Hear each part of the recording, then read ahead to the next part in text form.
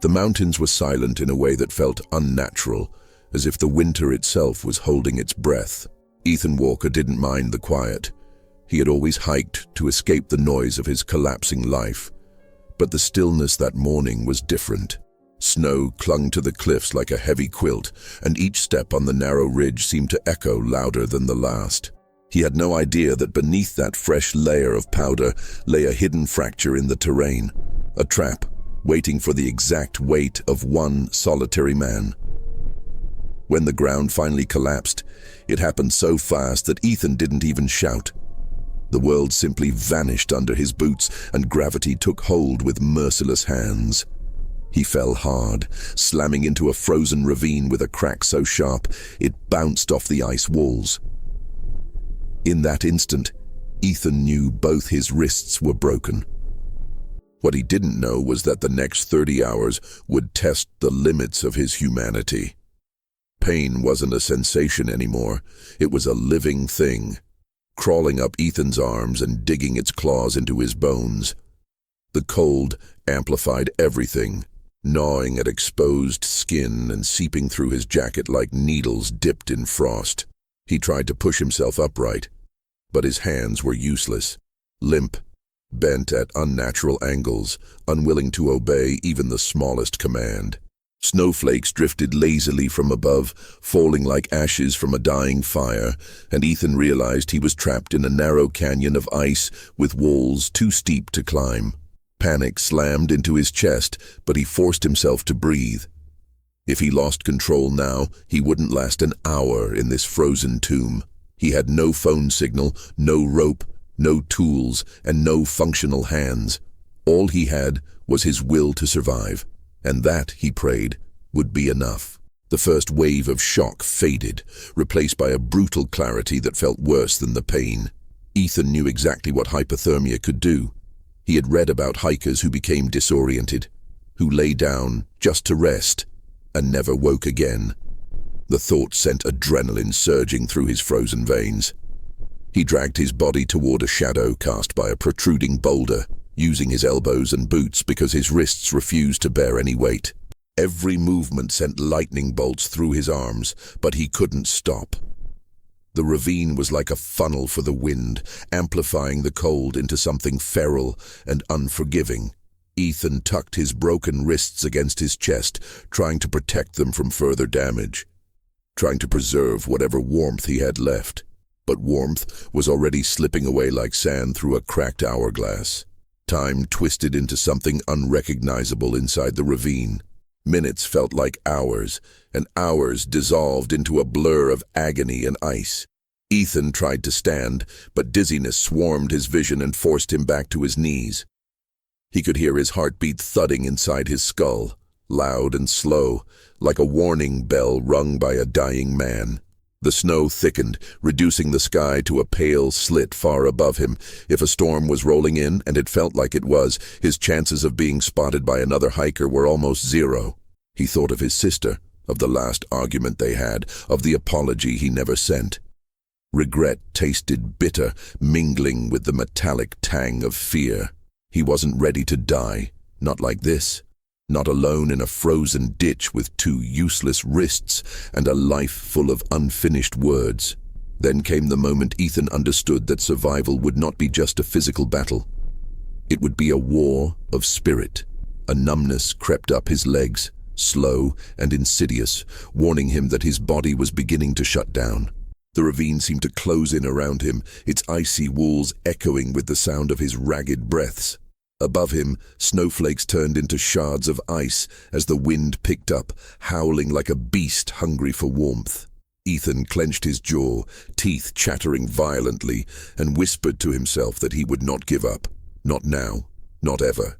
With wrists shattered and hope flickering like the last flame in a dying lantern, he made a silent vow. He would climb out of this ravine or die fighting for the chance. And in that tiny spark of defiance, a story of unbreakable human resilience was born. Before diving into the full story of Ethan Walker's brutal fight for survival, the narrator invites everyone watching to take a moment to support the channel. If you enjoy real survival stories told in a powerful, immersive way, make sure to subscribe, leave a like, and comment your country and city so we know where you're joining us from. Now, as we step deeper into the chilling tale of a man stranded in a frozen ravine with both wrists broken, it's important to understand who Ethan was before the fall. Because surviving what he survived wasn't just a battle against nature, but a confrontation with the pieces of himself he had been running from for years. The journey that led him to those mountains wasn't random. It was shaped by regret, unresolved guilt, and a desperate need to find clarity in a world that had slowly drowned him in noise. The mountains were never just a destination for Ethan. They were a sanctuary, a place where he believed he could rebuild what life had slowly shattered. Ethan grew up in the outskirts of Denver, where winter was more than a season. It was a defining element of life. He loved the cold, the way it forced people to move with purpose, the way it demanded respect. As a child, he learned early how unforgiving snow and ice could be. His father had taken him hiking through backcountry trails before he even turned 10, teaching him how to read the terrain, how to spot weak snow, how to feel the hidden dangers beneath the earth. Those lessons stayed with him long after his father passed away, becoming some of the only memories he carried like an anchor when adulthood began to unravel everything else. Ethan wasn't reckless. He wasn't the type to rush into danger. But on that morning, grief and distraction clouded his instincts in a way he didn't recognize until it was too late. The days leading up to the accident had been heavy ones. Ethan had recently lost his job at a small architectural company where he had worked for nearly a decade. Burnout had swallowed him whole. Creativity had become a chore. And on the same week he received his termination letter, he discovered that his long-term relationship was falling apart. His partner, Amelia, confessed that she felt Ethan had stopped being present long before the job was gone. Her voice trembled when she said she still loved him, but couldn't keep holding up a connection that had grown hollow. Ethan didn't argue. He knew she was right. The weight of everything collapsing at once pushed him toward the mountains, not for adventure, but for silence. He convinced himself that he needed one clear day alone in the snow to breathe again, to think, to reset. He packed lightly, a sturdy jacket, hand warmers, an emergency blanket, a protein bar, and a small first aid kit that he never imagined he would actually need. The trail he chose wasn't notoriously dangerous, but it was remote enough to offer the solitude he craved. He left early in the morning, long before sunrise, letting the cold wind numb the thoughts swirling through his head. As he hiked higher, the world around him began to shrink into shades of white and gray. The sharp cliffs and deep ravines were things he had walked past dozens of times in the past, always respecting them but never fearing them. But this time, he wasn't fully present. His mind wandered to Amelia's tears, to the look of disappointment etched into his boss's face, to how small he felt in the grand scheme of everything unraveling. It was this distraction that cost him, the fatal lapse that kept him from noticing the thin crust of snow covering the hollow beneath his feet. When the ground gave way and Ethan plummeted into the frozen ravine, it didn't just break his wrists. It fractured the illusions he carried about control, safety, and certainty. Down in that icy tomb, stripped of mobility and warmth, he was forced to face the terrifying truth that survival wasn't guaranteed. Yet in that brutal moment, something inside him awakened, a fire born not of strength but of desperation, a determination forged from the pieces of his life that still mattered. The hours ahead would push him to his physical and emotional limit. They would challenge everything he thought he knew about fear, endurance, and the fragile thread that ties a person to life. And as his story unfolds, it becomes clear that there are battles fought in the wilderness that reshape a man, not because he conquers nature, but because he refuses to be conquered by it. The morning had started with a deceptive sense of calm, the kind of quiet that convinces a person the world is stable, predictable, safe.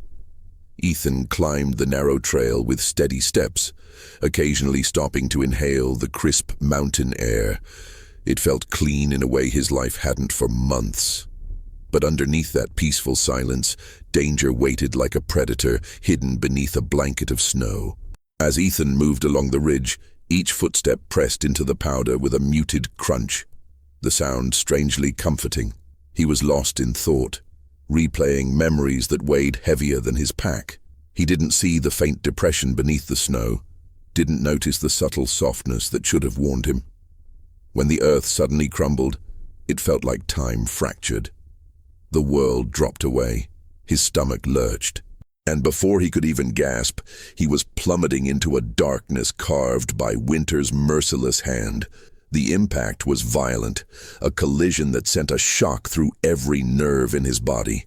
Ethan landed on his hands, the full force of his weight slamming into his wrists with a sound that didn't belong in nature, a sickening crack that ricocheted off the icy walls. Pain detonated instantly, white-hot and blinding, ripping a scream from his throat. His vision blurred, and for several seconds he lay sprawled on the cold ground, stunned, paralyzed by shock. Snow drifted from above, swirling into the ravine like feathers from a torn pillow. He blinked through tears, trying to understand what had just happened, but his mind refused to catch up. The walls of the ravine rose several meters above him, steep and glazed with hard ice. He flexed his fingers instinctively and nearly vomited when they didn't respond. Something inside his wrists had shattered. The knowledge seeped into him slowly, like poison. Instinct urged him to stand, but survival demanded he assess his injuries first. He tried again to move his hands, but they dangled helplessly from his arms, limbs that no longer obeyed him. A nauseating wave pulsed through his stomach, and he clutched his elbows tightly against his body, terrified of doing more damage. The cold beneath him seeped through his clothing, leaching warmth with alarming speed. He could feel the first tremors of hypothermia, small, involuntary shivers that rippled through his back. Ethan forced himself to breathe evenly. Panic would only make him colder, and the cold would kill him faster than the broken bones. He needed to stay calm, needed to think clearly, even though every thought was drowned out by the drumbeat of pain radiating from his shattered wrists. He looked up again, studying the ravine walls as fragments of snow continued drifting into the trench. They were nearly vertical, slick with frozen runoff, and far too high for him to climb without the use of his hands. A spike of dread stabbed his chest. If he couldn't climb out, he would be trapped here, out of sight, out of reach, invisible to anyone who might be hiking above. And he hadn't told anyone exactly which trail he was taking. He closed his eyes, realizing how foolish that had been. He had wanted solitude so badly that he forgot the basic rules of winter hiking. Now that desire for isolation might cost him his life. A bitter wind whined through the ravine, dusting his face with needles of ice. He pressed his forehead against the snow, letting the sting anchor him back to reality. He had to move before his body stiffened, before shock swallowed him whole. Ethan forced himself to sit up, using only his elbows and core strength. The movement unleashed a new surge of agony that rattled his teeth. He swallowed a groan, tears leaking at the corners of his eyes. He needed shelter, any form of windbreak, before the cold claimed him. His gaze swept the ravine floor until he spotted a formation near the far end. A large, wedge-shaped boulder partially buried in snow. Its base created a small hollow where the wind didn't whip as fiercely. It wasn't much, but it was something. Ethan gritted his teeth and began crawling toward it. Each drag of his forearm sent sharp jolts through his arms, but inch by inch he advanced, leaving a crooked trail in the snow. The cold bit deeper with every movement. His breath came in rapid puffs, crystallizing instantly in the air. But he didn't stop. When he finally reached the boulder, he collapsed into the shadowed hollow beneath it, his body trembling violently. The wind eased slightly, no longer striking him head-on. Ethan pressed his broken wrists against his torso, trying to keep them from freezing. He felt clumsy, helpless, vulnerable, feelings he had spent his entire adulthood avoiding. With great difficulty, he maneuvered his backpack off his shoulders, using his elbows and teeth. The zipper was stiff from the cold, and he struggled with it, jaw clenched. When he finally pried it open, he searched through the contents with numb, barely functioning fingers. Water bottle, energy bar, emergency blanket, a cheap disposable lighter. Useless. Everything felt useless. He tried sparking the lighter with his thumb, but pain shot up his arm, forcing him to drop it. Fire was out of the question. He tore open the emergency blanket with his teeth, careful not to let it rip too severely.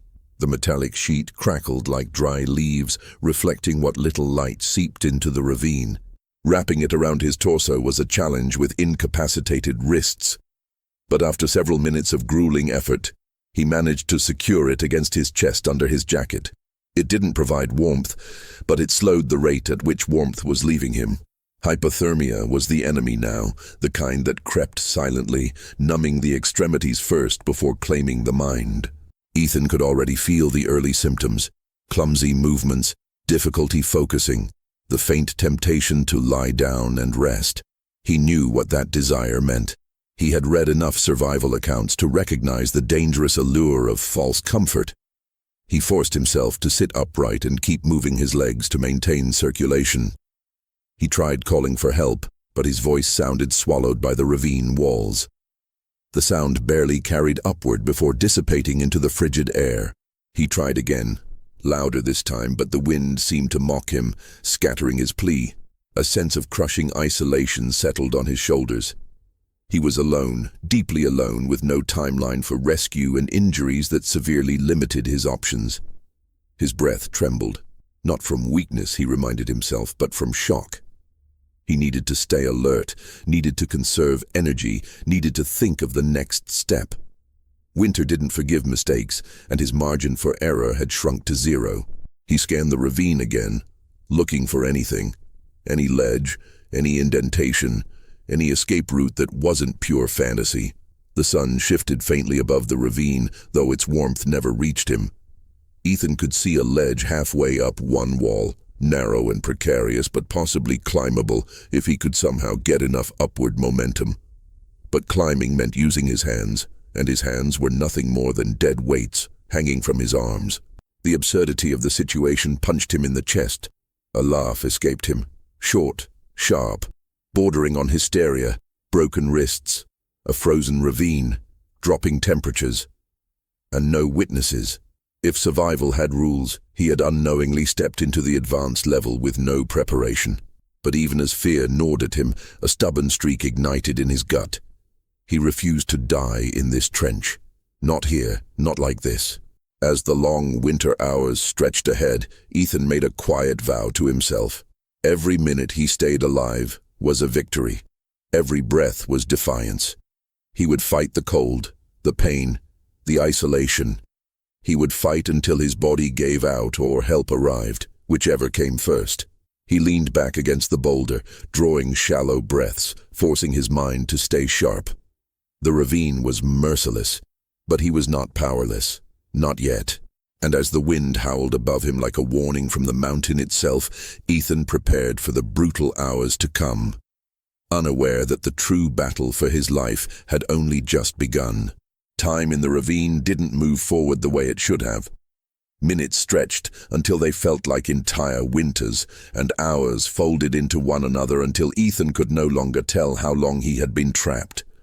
The cold gnawed at him relentlessly, creeping beneath his skin, settling deep into bone. His broken wrists throbbed with a sickening rhythm, pulsing with every beat of his heart. The metallic crinkle of the emergency blanket against his chest was the only sound that reminded him he was still alive. As the afternoon wore on, Ethan's breath grew increasingly ragged. His fingers, useless, swollen and purple, tingled with a numbness so deep it bordered on detachment. He pressed them against his ribs, hoping to shield them from the cold, but warmth was a luxury his body could no longer afford. The ravine seemed to breathe with him, each icy gust echoing his shivers. Ethan's mind drifted in and out of clarity. One moment he was acutely aware of every detail, the wind direction, the shifting snow, the sharp ache in his ribs. The next, he found himself staring blankly at the ravine walls, unable to recall what he had been thinking moments before. Hypothermia was tightening its grip, blurring the line between consciousness and delirium. He shook his head to stay alert, but the motion sent needles of pain shooting down his arms. Gritting his teeth, he forced himself to focus on anything stable. The memory of the trail above him, the sound of a distant bird he thought he'd heard earlier, the steady rise and fall of his chest. He needed distractions that anchored him to reality. Anything to prevent his thoughts from slipping into the dangerous stillness that invited sleep. Shadows began creeping across the ravine as the sun dipped behind the ridge. Ethan felt fear coil inside him like a tightening rope. Night would be merciless. The temperature would drop even further, turning his already failing body into an easy victim. He scanned the snow around him, searching desperately for materials he could use: twigs, bark, dry grass, anything that might help him start a fire. But winter had stripped the ravine bare. Everything was frozen solid or buried beneath inches of ice. The lighter in his pocket felt like a cruel joke, a tool designed for hands that actually worked. He clenched it between his teeth, trying desperately to spark it against a rock. But without the ability to grip or apply pressure, it was useless. Frustration poured out of him in a choked cry that fogged the air before fading into the uncaring wind. With daylight fading, Ethan knew he couldn't remain exposed. He forced himself deeper into the small hollow beneath the boulder, shifting his body in slow, jerking movements that sent fire through his arms. The space was tight, barely large enough for him to curl into, but the rock above shielded him from the worst of the wind. He maneuvered the emergency blanket closer around his torso, using his elbows to tuck it in place. The metallic surface pressed against his skin like ice, but at least it trapped whatever body heat he had left. His legs trembled uncontrollably, spasms rippling through his limbs without warning. Instinctively, he curled tighter, drawing his knees toward his chest, trying to make himself as compact as possible to conserve warmth. The air inside the hollow tasted like cold stone and fear. Darkness settled fast. Too fast. Ethan watched the last sliver of daylight vanish behind the ravine lip, leaving him in a dim blue-gray gloom. His breaths grew slower, heavier, each one feeling like a struggle against the cold pressing into his lungs. He closed his eyes but immediately felt the dangerous weight of exhaustion pulling at him. Sleep whispered temptations into his ear: rest, escape, relief from the pain. He fought back against it with everything he had. He muttered words to himself, incoherent fragments designed only to keep him awake. He recited childhood stories, old lesson plans from school, anything that prevented his mind from slipping away.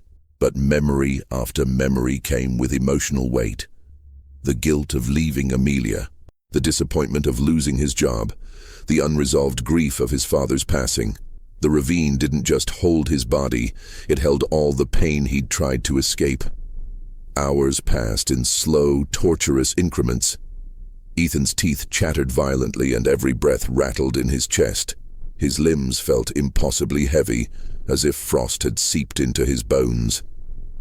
Yet through the haze of cold and pain, he remained sharply aware of one thing. If he stopped moving, even slightly, his body would surrender. So he forced motion into the parts of him that still obeyed. He kicked his heels lightly against the ground, shifted his shoulders, rolled his neck from side to side. None of it restored warmth, but it kept him conscious.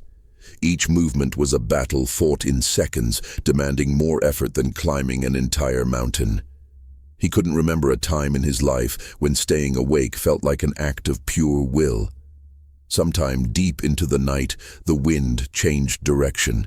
Instead of slicing into him, it skimmed across the top of the ravine, reducing the chill slightly. Ethan didn't know whether it was a blessing or a trick of his fading senses, but he forced himself to take advantage of it. With trembling determination, he pushed himself to a sitting position, gasping as the motion sent agony rippling through his arms. His wrists throbbed with a relentless bruising ache. He looked at them through the dim light, swollen, discolored, bent unnaturally. He couldn't bring himself to touch them. Even the thought of doing so made bile rise in his throat. But in that moment, staring at the broken parts of himself, he understood with painful clarity that no one was coming tonight. If he wanted to survive until morning, he would have to endure the night alone. The hours between midnight and dawn blurred into one long stretch of cold-induced hallucination. Ethan saw shapes moving along the ravine walls, shadows that looked like figures, flickers of imagined torchlight dancing across the ice. He heard voices calling his name, familiar and unfamiliar, mingling with the howl of the wind. At one point, he swore he saw his father standing above the ravine, hand outstretched, offering rescue. Ethan reached toward the image, only to wince in agony as his broken wrists reminded him what reality truly felt like. He squeezed his eyes shut, clinging to the knowledge that hallucinations meant danger. They meant his core temperature was dangerously low. They meant he was close to slipping into the stage of hypothermia, where the fight becomes almost impossible to win. When the first light of dawn seeped into the ravine, Ethan felt an emotion he hadn't felt since the fall. Relief so overwhelming it nearly broke him. The pale sunlight wasn't warm, but it brought clarity. It brought the promise of another chance. He forced himself upright despite the stiffness that made his joints scream. The night had drained him, but it had not taken him. He crawled out from under the boulder, blinking up at the ledge he had studied the day before. It still looked impossibly high, still looked deadly, but he had survived the night, and survival meant momentum. He refused to let himself consider the possibility that climbing it would only add new injuries. He had 30 hours behind him already. He wasn't going to die at hour 31. With snow crunching beneath his knees and breath crystallizing in the frigid morning air, Ethan began his climb. Not with hands, not with strength, but with sheer will. He jammed his elbows into pockets of snow, pushing upward inch by inch, his boots scraping desperately for purchase. The climb would test him more brutally than the fall. But as he rose from the floor of that frozen tomb, Ethan carried with him a fierce truth.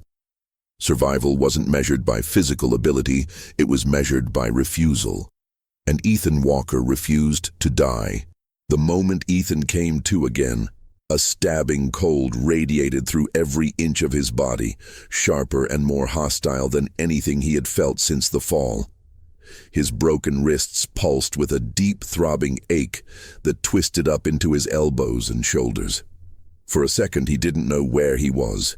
His mind floated in a fog of pain, drifting in and out of awareness like a lantern flickering in a storm. Then his eyes adjusted to the pale light seeping into the ravine. Above him was a narrow strip of sky, gray and icy, like a blade laid flat. The walls of the ravine glistened blue-white with frozen moisture. He remembered the fall, the cracking of bone, the scream he never heard because the wind swallowed it.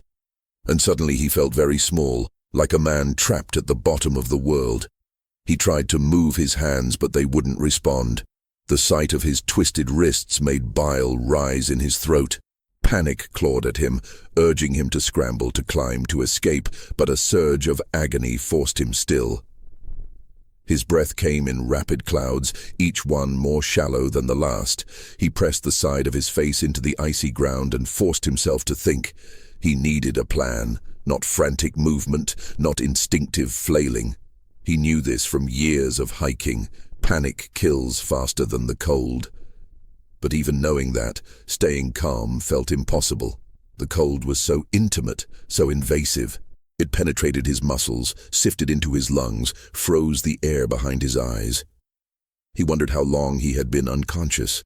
Minutes, hours, there was no way to tell. The sky overhead held no mercy, only the dull promise of more cold. He attempted to sit up, using his elbows as leverage since his hands were useless. The motion sent a flash of light across his vision.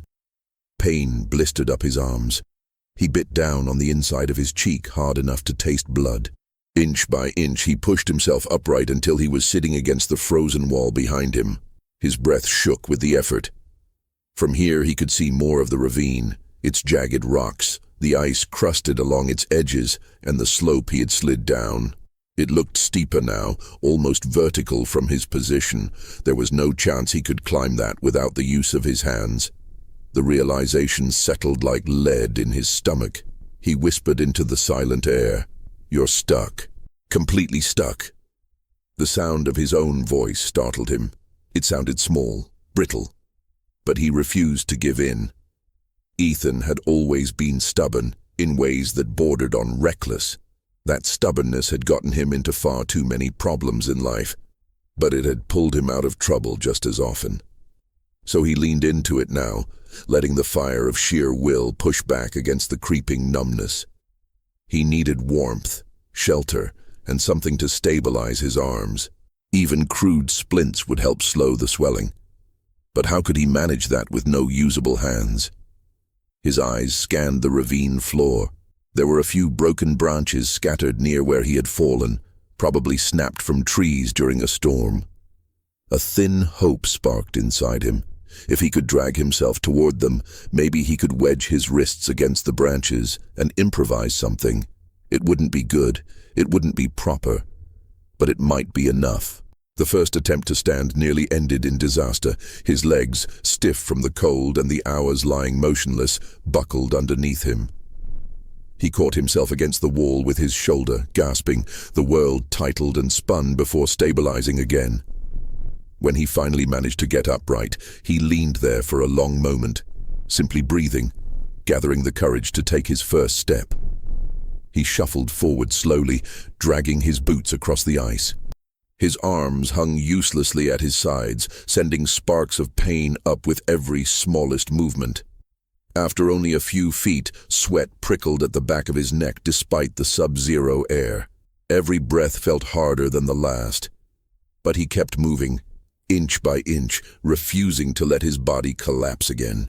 When he finally reached the branches, he sank to his knees in front of them. His legs trembled violently and he fought to stay upright. The branches were thin, brittle, and uneven, but they were all he had. Without hands, manipulating them felt like trying to build a house with his elbows. He hooked one beneath his wrist, using the ground for pressure, and pressed until he felt it brace slightly. Pain exploded through his arm, and a strangled groan escaped him.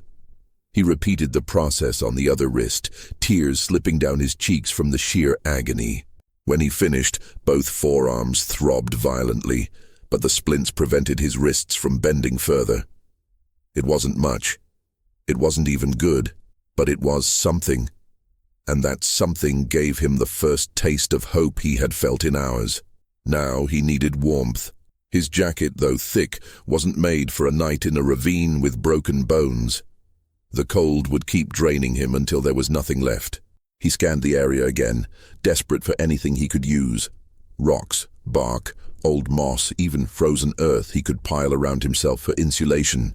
He spotted a cluster of loose stones not far away, some flat, some rounded, their surfaces slick with ice. If he could gather them and build even a crude wall around where he sat, it might block the wind. The idea seemed ridiculous, building shelter with no hands. But ridiculous ideas were all he had. So he lowered himself to the ground once more and crawled toward the stones, using his forearms and knees. The cold bit deeper every time his skin touched the ice. The work was slow and agonizing. He nudged stones into place with his elbows and the sides of his arms, gritting his teeth every time one slipped and had to be repositioned. His movements were clumsy and inefficient. But little by little the stones piled into a half-circle, creating the beginnings of a windbreak. It was ugly, uneven, and barely holding together, but the moment he sat behind it, the difference was immediate. The wind still reached him, but not with the same slicing force as before. For the first time he felt something shift internally. Not warmth exactly, but a lessening of the cold's power. Something like a fragile sanctuary in a place that was trying to kill him. The numbness, however, continued creeping up his limbs, threatening to steal the rest of his strength. His fingers were useless, stiff as frozen sticks. His toes tingled with the first signs of frostbite. He knew he had limited time. If help didn't arrive, he would eventually slip into hypothermia, and his body would simply stop trying. That thought shook him more than the cold. He couldn't die here, not like this, not alone at the bottom of a ravine with no one to even know what had happened to him. He forced himself to stay awake, slapping his shoulder against the rock wall behind him to keep his eyes open. He recited the names of people he loved. He replayed conversations, memories, arguments, laughter, anything to anchor himself in the world of the living, anything to keep the darkness from swallowing him completely. Hours passed in excruciating slowness. The sky dimmed, then brightened again as the storm above him shifted. He lost track of time. There was no day or night, only freezing light and freezing shadow. Each breath became a battle, each minute a victory. At one point he thought he heard something above him, a distant cracking, a shifting of snow, maybe even a voice. He tilted his head upward, straining to listen, but the ravine remained silent. Hope flickered, then dimmed again. Still he refused to let it die. "Hold on," he whispered to himself, his voice shaking. "Just hold on. Someone will come." And though he didn't know if it was true, he clung to it with the last fragments of his strength. Because in that ravine, hope was the last thing the cold hadn't yet taken from him. The moment Ethan awoke to the sound of his own teeth chattering so violently that it echoed inside his skull like distant gunfire. For a moment, he didn't remember where he was. His mind surfaced slowly, like a drowning man clawing toward the light. Then the cold hit him, a wall of ice slamming into his senses with merciless force, and everything came rushing back. The fall, the broken wrists, the makeshift windbreak, the endless hours of isolation. He blinked up at the strip of sky above him, now washed in the pale hues of early morning. Somehow, impossibly, he had made it through the night. But the victory felt hollow. His body was weaker now, trembling uncontrollably. His breaths were shallow, uneven, and edged with a strange warmth, one he recognized as a sign of his core temperature dropping. Hypothermia was no longer a threat. It was a presence sitting beside him, watching, waiting. He tried to lift his head, but it felt impossibly heavy. The muscles in his neck resisted, stiff and uncooperative. His legs were numb from the knees down, and even the simple act of wiggling his toes required focus. He managed to shift slightly, leaning against the ravine wall for support. His wrists screamed with a familiar, consuming agony, but the pain felt distant now, almost muted. That scared him more than the sharpness had. Numb pain meant swelling, damage, possibly even internal bleeding around the joints. But he forced the thought aside. He couldn't afford to lose himself in fear. Not now. Not when he had already survived longer than any reasonable person should have. The cold clawed at his face, and he tucked his chin into his jacket, conserving whatever warmth he could. He needed water. His mouth felt like sandpaper, every breath scraping against his throat.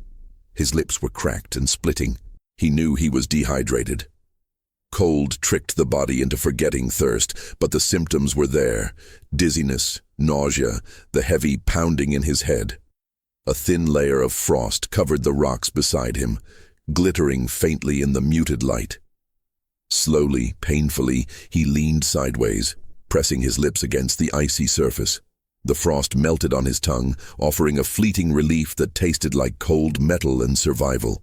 He repeated the motion several times, letting tiny drops of moisture trickle into his mouth. It wasn't enough, not even close, but it kept him conscious. And for now, that was all that mattered. He needed to move. Staying still meant surrendering to the cold. He pressed his shoulder into the wall of the ravine and used what little strength remained in his legs to push himself upward. His body shook violently with the effort, and for a moment he thought he might pass out. But then he managed to stand, wobbling like a newborn deer. Each breath came out as a jagged cloud. Each step was hesitant, unsteady. He dragged his feet through the icy ground, leaving shallow lines behind him. His goal was simple: explore the ravine. Look for another exit. Look for anything that could help him, anything at all.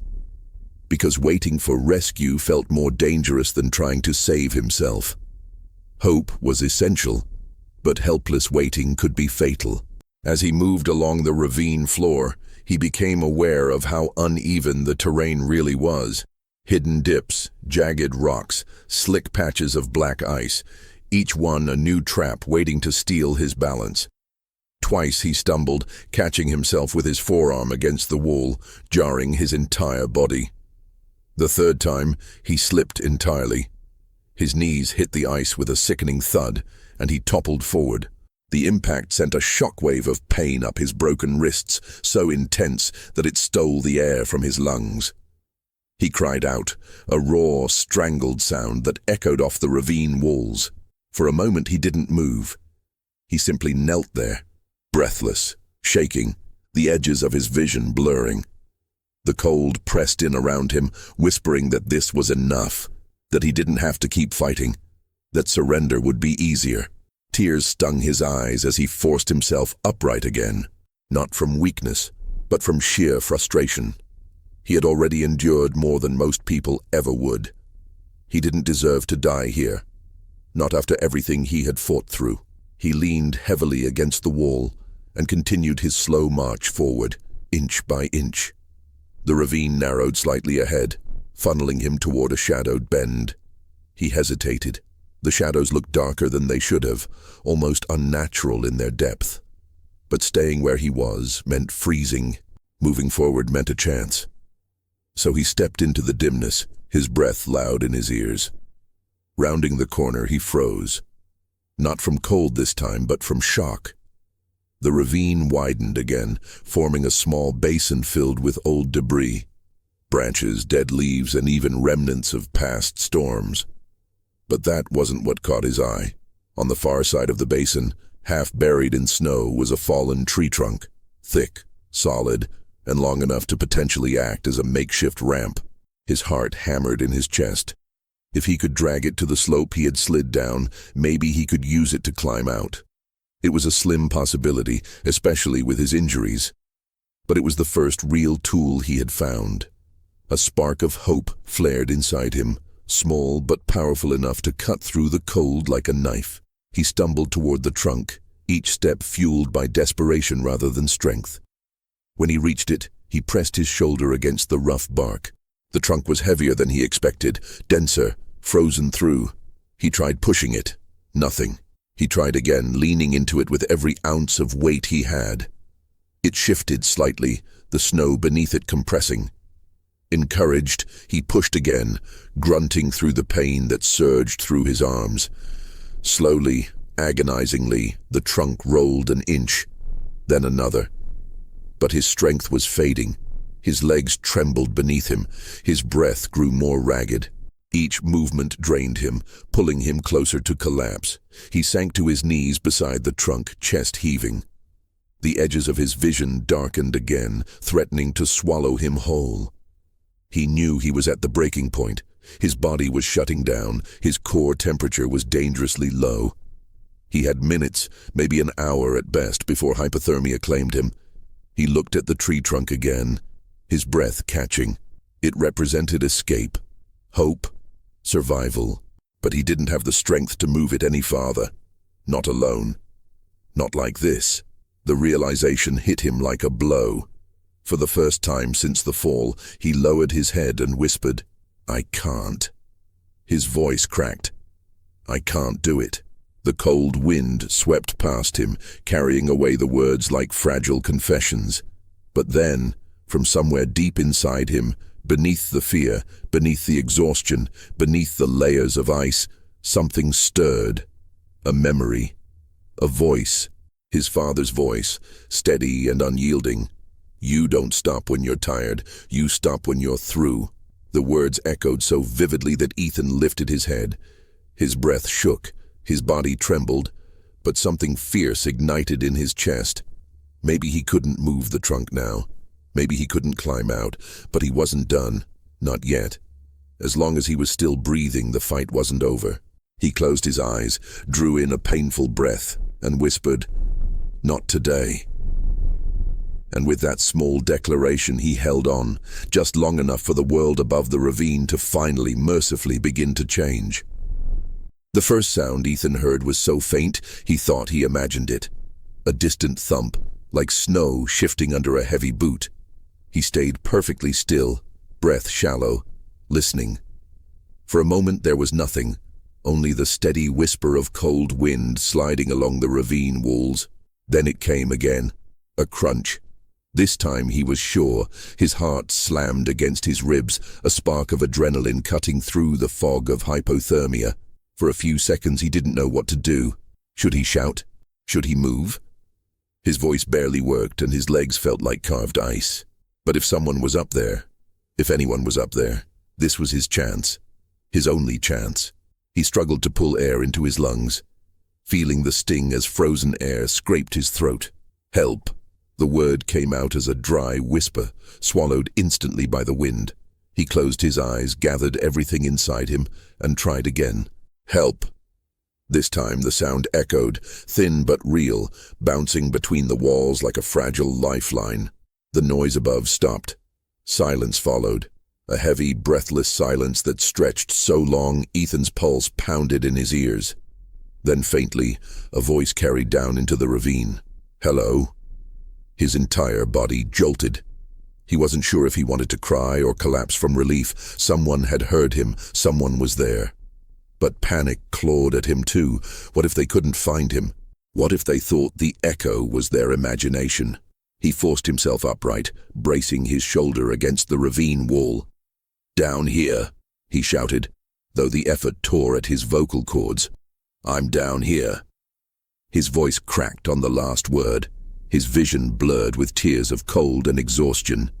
But he heard movement again, quick, urgent, purposeful. Then the voice came back, closer this time. Hold on, I'm coming. A shape appeared at the edge of the ravine, just a silhouette at first. But that was enough. Ethan felt a wave of emotion crash over him, so suddenly he nearly fell to his knees.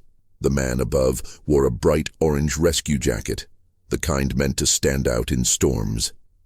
Snow fell around him in soft spirals as he leaned forward, assessing the scene.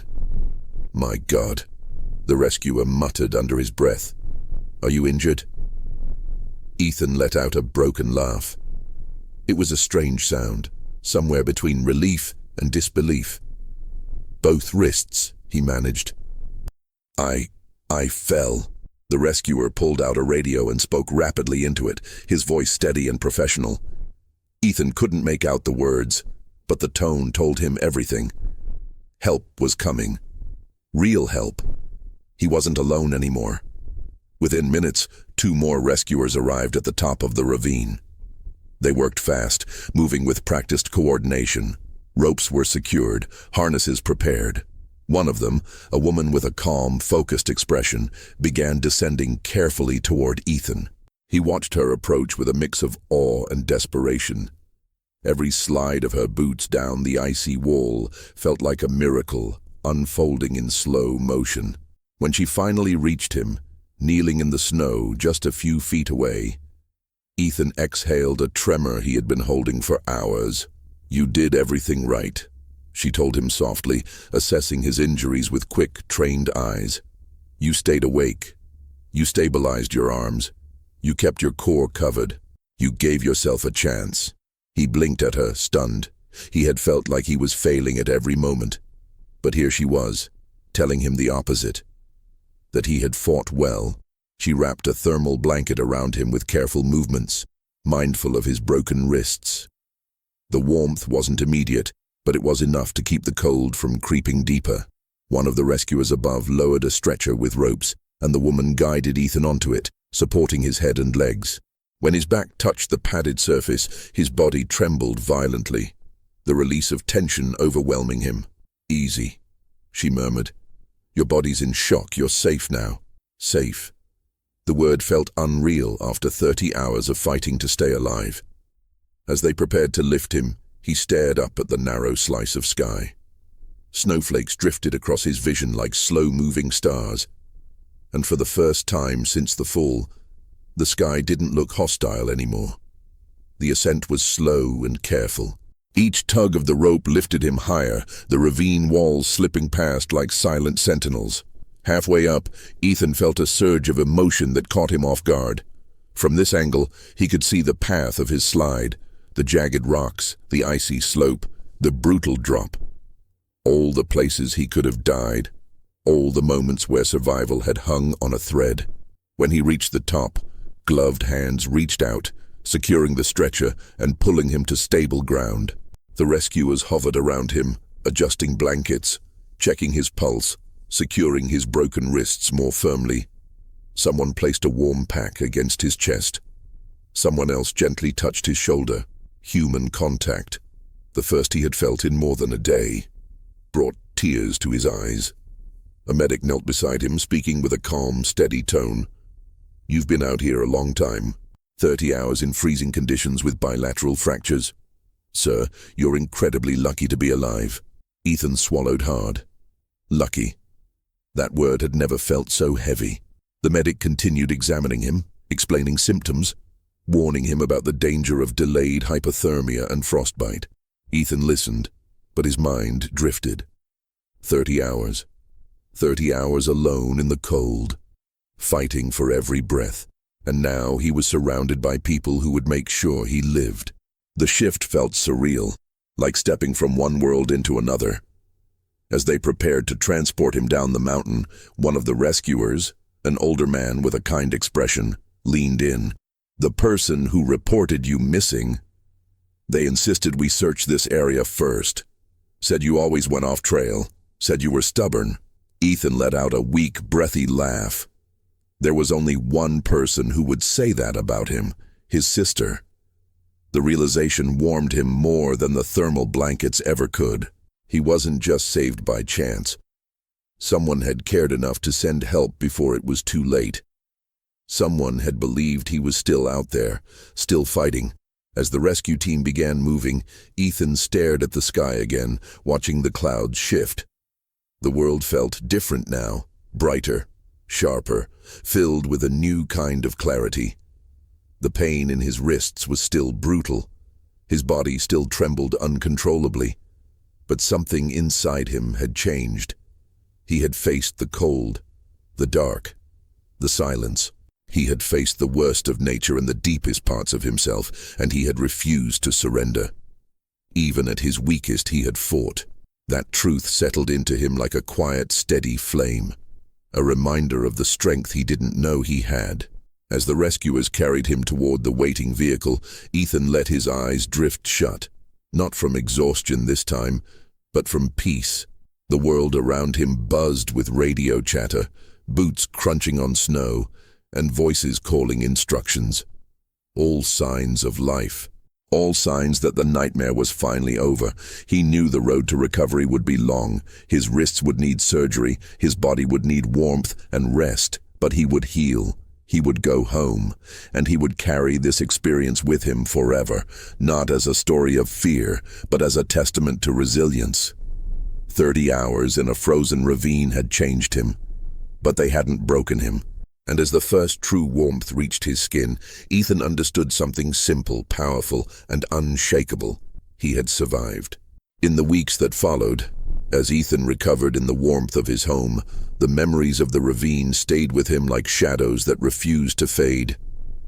The surgeries on his wrists were painful, the rehabilitation slow, but none of it compared to the battle he had faced alone in the cold. 30 hours that stretched into a lifetime. Doctors told him he was fortunate, that most people wouldn't have survived the night, much less the ordeal he endured. But Ethan didn't think of it as luck. He thought of it as a revelation. In those frozen depths, stripped of everything familiar, strength, comfort, certainty, he had discovered a resilience he never knew existed. He had learned that the human spirit, when cornered by darkness, doesn't simply shrink, it claws upward, desperate for light. He found himself drawn back to the mountains, not recklessly, nor with the same careless confidence he once had, but with reverence. He walked carefully along safer trails, feeling the snow under his boots, listening to the whisper of wind through the trees. There were moments when the cold stung his skin, and memories surged so vividly that he had to pause, closing his eyes, grounding himself. But these moments no longer held fear. Instead, they held clarity. Ethan realized that survival had gifted him something precious, the understanding that life is fragile, yes, but also astonishingly stubborn. That hope can endure even when the world narrows to a sliver of sky above a frozen prison. That the will to live is not a quiet whisper, but a roaring force inside the soul. And that sometimes, breaking doesn't mean the end, it means the beginning of something stronger. Ethan didn't share his story often, but when he did, people listened with wide eyes and quiet breaths. He never embellished it, never made himself the hero. He simply told the truth, that he had fallen, that he had suffered, that he had nearly given up. But he hadn't, and that someone had cared enough to search for him when he couldn't save himself. His experience became a reminder to cherish the people who hold us up, the moments that shape us, and the fragile miracle of another sunrise. Every morning, as light spilled through his window, Ethan felt a quiet gratitude that warmed him from within, a warmth no winter could ever touch again.